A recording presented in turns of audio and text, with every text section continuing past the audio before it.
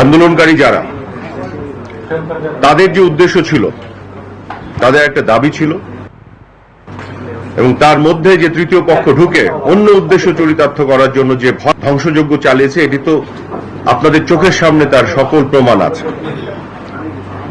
আজকে যারা জেল ভেঙে নরসিংদীতে কয়েদিদের বের করে নিয়ে এসেছে, উচ্চ পর্যায়ে জঙ্গিদের বের করে নিয়ে এসেছে, জেলের যত স্টাফ যারা তাদেরকে বন্দী করে রেখেছিল, যত ধরনের অস্ত্রশস্ত্র তারা লুট করেছিল, এগুলো কি শিক্ষার্থীদের কাজ হতে পারে?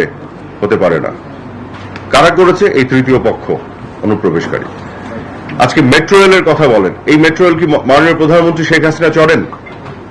এমনকি অনেক মন্ত্রী মিনিস্টাররা চড়েন? তাও তো না। এটা তো বাংলাদেশের সাধারণ মানুষরা উপকারভোগী। দুর্যোগ ব্যবস্থাপনা যে অধিদপ্তর, এর কাজ কি? পুরো দেশে যখন বিভিন্ন ধরনের দুর্যোগ আসে, সাধারণ মানুষের পাশে দাঁড়ানোর জন্যই তো কাজ করে। এই প্রতিটি সরকারি এস্টাবলিশমেন্ট, সেতু ভবন, যেগুলো সাধারণ মানুষের জন্য কাজ করে, আপনি দেখেন যে টোল প্লাজাগুলো আজকে এক্সপ্রেসওয়ে বন্ধ, মেট্রো রেল বন্ধ, আজকে মানুষ ভুক্তভোগী, জ্যাম হচ্ছে। কাজে আমাদের কথা হচ্ছে, এগুলো যারা ধ্বংসযজ্ঞ চালিয়েছে, এটা তো পরিষ্কার আপনাদের চোখের সামনে এই ধ্বংসপ্রাপ্ত জিনিসগুলো এখনো আছে। এটা কি শিক্ষার্থীদের কাজ হতে পারে? হতে পারে না। এটা করেছে সেই তৃতীয় পক্ষ সন্ত্রাসীরা, এবং তারা কিন্তু এমন অবস্থায় তৈরি চেষ্টা করেছে যেন এখানে হতাহতের ঘটনা ঘটে, টেনশন আরো তৈরি হয়, এবং তারা সেটাই ঘোলা পানিতে মাছ শিকারের চেষ্টা করতে পারে।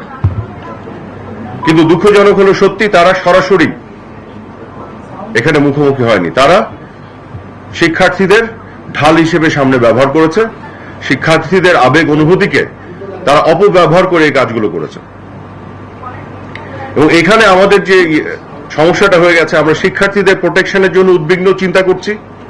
আমরা নিশ্চিত করতে চাই তারা তাদের নিরাপত্তায় যাতে নিশ্চিত থাকে। এদিকে তাদের ফাঁকে যে সন্ত্রাসীরা এই কর্মকাণ্ড করছে, তাদের উপরে আইনের প্রয়োগ করছে। এটি করতে যে খুবই কঠিন একটি সমস্যার মধ্যে, জটিল একটি অবস্থায় আমরা পড়ে গেছি। মাঝে মধ্যে এটাকে ডিফারেন্সিয়েট করাটা মুশকিল হয়ে যাচ্ছে।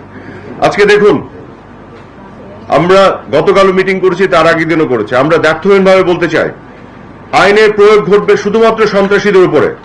সুনির্দিষ্ট প্রমাণ সাপেক্ষে যাদের সম্পৃক্ততা পাওয়া যাবে এই ধরনের ক্রিমিনাল অফেন্স করার সাথে, দেশে যাদেরকে বিচারের আওতায় আনার জন্য যে ধরনের অন্যায় তারা করেছে সেগুলোকে করার যৌক্তিকতা আছে, তাদের উপরে আইনের প্রয়োগ ঘটবে, তাদেরকে গ্রেফতার করা হবে।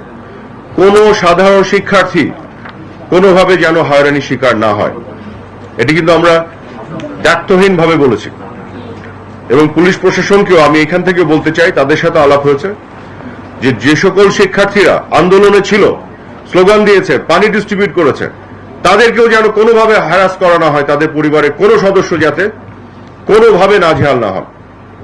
কারণ সকল শিক্ষার্থী এবং তাদের যে আন্দোলনের সাথে সম্পৃক্ত যারা, তাদের যে আবেগ অনুভূতি, সেগুলোকে আমরা শ্রদ্ধা করি, সেগুলোর সাথে আমাদের পুরো সমবেদনা এবং সমর্থন আছে। কিন্তু তাদের এই যে আবেগকে পুঁজি করে যারা ধ্বংসযজ্ঞ চালাচ্ছে, এটা তো আজকে পরিষ্কার। শিক্ষার্থীরা তারাই তো বলছেন যে এই ধরনের ধ্বংসযজ্ঞের সাথে তাদের কোনো সম্পর্ক নেই। জেল ব্রেক কি করতে পারে শিক্ষার্থীরা? জেলে ঢুকে জঙ্গিদের আনার এই বিষয় তো শিক্ষার্থীদের কাজ হতে পারে না। কাজে আমাদের বিষয়টি হচ্ছে যে আমরা নিশ্চিত করতে চাই, কোনো শিক্ষার্থী যারা তাদের আবেগ নিয়ে আন্দোলনের সাথে ছিলেন, কোনোভাবে যাতে একটি শিক্ষার্থীও নাজেহাল না হন, আর সন্ত্রাসীদেরকে আমরা আইনের আওতায় নিয়ে আসি।